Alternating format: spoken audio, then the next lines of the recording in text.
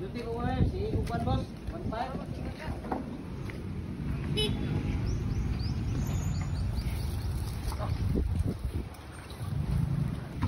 Sus, pagkakapoy kayo ning kuhanan ni dapat anong tanay water pump. Kaya na may tubig oh. Ano, pasa-pasa sila sa tubig. Kay magbuhos man diya.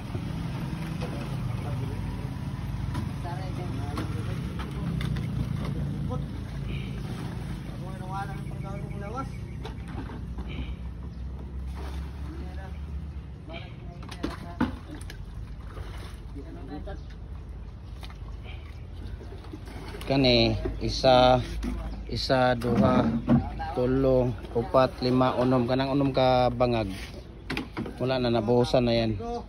Yung apat na lang, tapos yung lima doon sa harap yan, doon sa yung may poste doon papunta dito ang wala pa dahil tatanggalin namin yung culvert oh.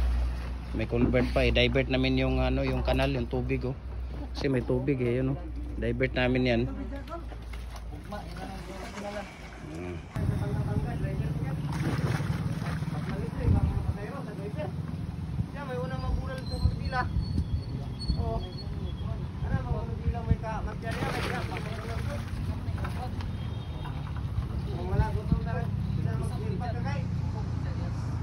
Ayan, so bumili kami ng motor. Ayan yung pump motor. Ayan, pump motor.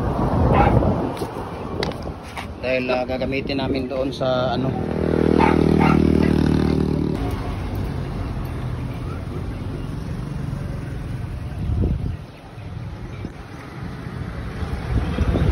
So ito na po no, yung nabili natin na water pump. Ayan na, ginagamit na natin. Ayan Ayan, so dahil dito nga sa area natin yung paglalagyan natin ng ano, ayan. Napaka daming tubig ayan Hindi tayo makapag tie beam dito dahil daming tubig ayan Ayan, puro tubig napunta doon. So kailangan nating sipsipin muna itong tubig para makapag-install tayo ng tie beam. Ayan, so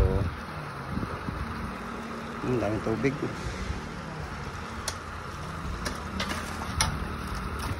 So ayan na po no, installation ng ating tie beam.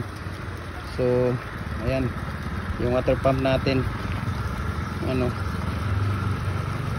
dahil kailangan natin ng water pump dito dahil hindi tayo makapag-install na maayos doon sa tie beam. So kailangan din natin lagyan ng tie beam ito kasi lasak basa siya. So for the safety of our building, so kailangan natin lagyan ng tie beam. Ayan. So all around there. Good morning. Ayan, so as usual trabaho tayo. Ayan, so bababa ng mga gagamitin ng mga ano dito.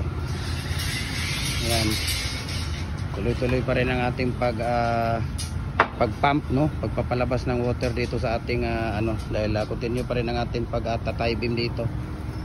Ayan.